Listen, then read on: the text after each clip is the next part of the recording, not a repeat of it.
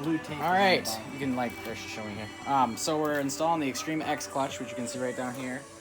And we use tape to mark each spot on it so we know it's gonna go on the way it should.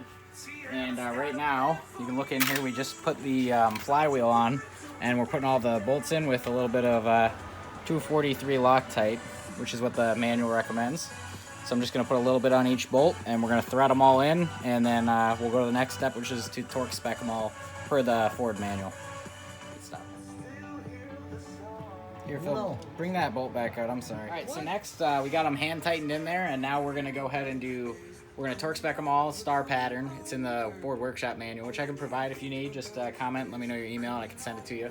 It's in Dropbox, so it's super easy to use, but it has all the torque specs, which are 39 foot-pounds. 37. 37 foot-pounds for the 59, first. So star pattern up to 37, then 59, 83. and then 83 for the final torque. And you do them stage 1, stage 2, stage 3. So all the bolts in a star pattern, and then you go from 1, 2 to 3, and then they'll be tight.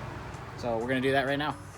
All right, so we finished cleaning the interior of the new flywheel and applied a very small amount of high temp grease to the splines in there, which the intake shaft seats into. So this is the first of 2 discs, and each has an intermediate plate that fits inside these grooves.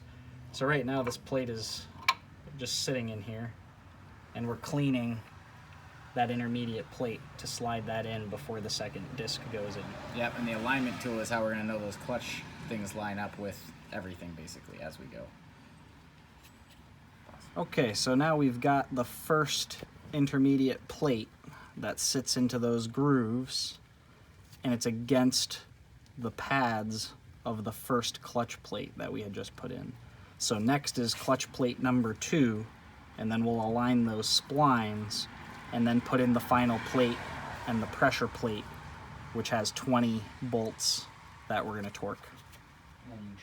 All right, so the first one of these clutches is the the flywheel side, and that flywheel, they have stickers on them, right? So the flywheel says gearbox side right here. The other one says flywheel side, and you want to not see the flywheel side, so you put that in first. Then you put the little shaft in that looks exactly like this one. So it looks just like this, except it doesn't have the rings around it. So I'm keeping everything lined up for now, but this side, so the first one, the sticker faces in when you're inside of there towards the flywheel side, and this obviously faces the gearbox side, so it tells you right on there. And so what we're doing to lube up these, just the little splines on here, is we took a little bit of, didn't come with the kit like it was supposed to, so we got, what is this, high temp grease right here. Just picked up a can of it for $5. And we're gonna very lightly work it on here so it lubes up the inside of this. So we just put a little lube on the input shaft here, and I'm just working it around each of the gears just to make sure it gets it all lubed up good. And just kind of push it in and out here, nothing fancy. And remember, keep these clutches as clean as you can. We cleaned out the whole inside of this transmission before we did this. So then now that I got those lubed up, you can see there's a little bit of excess around here, not a lot, but you just take a little clean cloth and you just come around and wipe that out because we don't want that excess in there. Probably shouldn't stick my fingers in there. But now that we have that off, I'm gonna hand this down and use clean gloves. Don't wash your hands and use clean gloves, but now the gearbox side is gonna go out. So that'll be the next piece that goes on. There you go.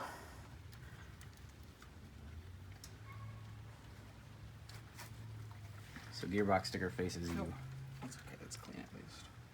Gearbox side, right on. And you didn't get anything on any of these pads? Nope, you can look at them again. 2 sets of eyes is better than 1. Looks dry. Looks good deal. That's what I like. So then you come back over here, Mike. So next piece we're gonna do is I'm gonna clean this off with some brake clean. Make sure it's nice and clean. And this side, with the rings around it, you can see flat side, ring side. Ring side is gonna face out like this on that last clutch plate. And then we're gonna use the alignment tool to make sure everything lines up good. That came with the kit right here.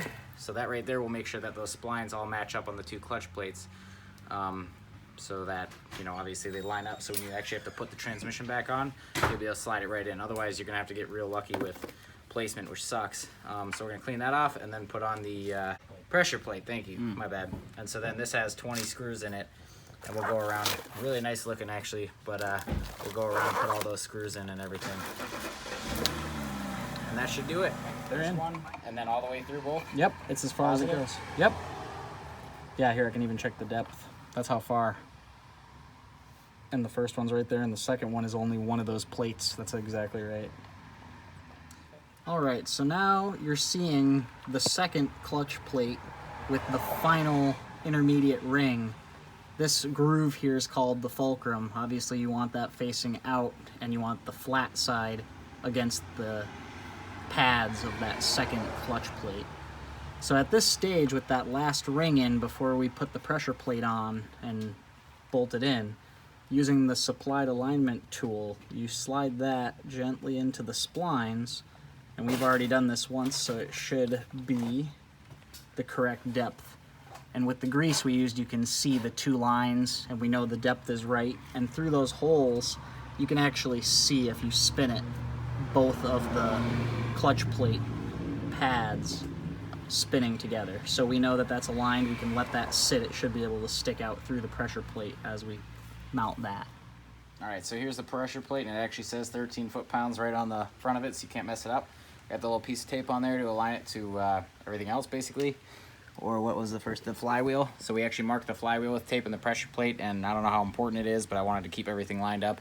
And the kid also said note the positions. And one of the videos I watched on YouTube said it had markings, but I could not find the markings like in the other video. And the other Focus RS videos I found didn't really have detailed installs. It just said, it's installed now, and I didn't really know. So I decided to use tape to mark them, and then just take the pieces of tape off and we're done. So, Phil, if you do the honor. Is the tape up? Yes, tape is up. And then I'm just guiding him down so he doesn't smear it on one of those lines or something. And then,